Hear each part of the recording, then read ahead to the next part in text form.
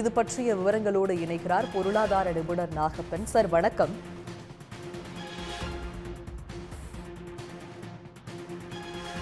Sir, சென்னையில் ஆபரண தங்கத்தின் விலை ஒரே நாளில் 2 முறை உயர்ந்திருக்கிறது. 560 ரூபாய் உயர்ந்து 83,440 ரூபாய்க்கு விற்பனை செய்யப்படுகிறது. இது பற்றிய உங்களுடைய பார்வை?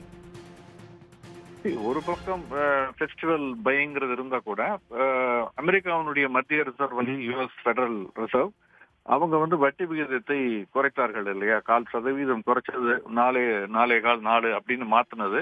அது ஒரு மிகப்பெரிய தாக்கத்தை, அதோடு இல்ல, அது பெரிய விஷயம் இல்ல, பட் அது தொடர்ந்து அடுத்து 2 அல்லது 3 வட்டி குறைப்பு இருக்கும் அப்படின்னு அவங்க சொன்னது ஒரு பெரிய தாக்கத்தை ஏற்படுத்தி இருக்கிறது மற்ற மார்க்கெட்ஸ்ல. அதை தொடர்ந்து அங்கு பங்குச்சந்தைகளும் ஏற்றத்தில் முடிவடைந்தன. பல பங்குகள் விலையேற்றத்தில் பார்க்க முடிந்தது. ஏன்னா வட்டி குறைந்து கொண்டே வரும் பொழுது அதிலிருந்து பணத்தை எடுத்து அதிக வருவாய் தரக்கூடிய வாய்ப்புள்ளதாக அவர்கள் கருதுவது, பணவீக்கத்தை தாண்டி எது வருமானம் தரும் பார்த்து அதுல முதலீடு செய்வார்கள். அதுல தங்கம் ஒரு முக்கியமானது. அதுதான் ஒரு முக்கியமான காரணமாக இப்ப நான் பார்க்கிறேன். சர்வதேச சந்தையில விலை உயர்வு காரணமா ஒரே நாள்ல 2 முறை தங்கத்துடைய விலை அதிகரிச்சிருக்கு. ஒரே நாள்ல 1120 ரூபாய் அதிகரிச்சிருக்கு.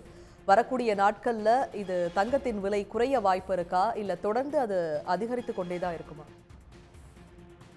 எதுவுமே ஒரே லெவல் ஏறிட்டே போகாது. ஏறது இறங்க செய்யும். பழைய லெவலுக்கு வருமானா வராது. அதற்கான வாய்ப்புகள் குறைவு. நீண்ட நெடுங்காலமாக நம்ம பார்த்திருக்கோம்.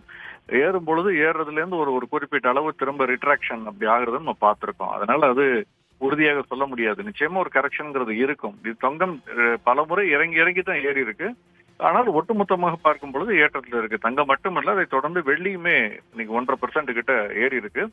கடந்த 14 ஆண்டுகள் அல்லது 15 ஆண்டுகள் பிறகு ஒரு புதிய உச்சத்தை வெள்ளி தொட்டிருக்கு. 44 அமெரிக்க டாலர்கள் அப்படின்னு ஒரு ட்ராய் அவுன்ஸுக்கு சர்வதேச சந்தையில பாத்தீங்கன்னா தொட்டிருக்கதை பாக்குறோம். ஒரு 2011 அல்லது 12 ஆண்டு 10-11 அந்த ஆண்டு காலத்துலதான் இந்த ஒரு அதிகபட்ச விலையை அது தொட்டது. அதற்கு பிறகு இப்ப தொட்டிருக்கு. சோ ரெண்டுமே, தங்கம் மட்டுமல்ல, வெள்ளியினுடைய விலையும் தொடர்ந்து ஏறுவதை நம்ம பார்த்து கொண்டிருக்கிறோம். இணைப்பில் கருத்துக்களை பகிர்ந்தமைக்கு நன்றி சார்.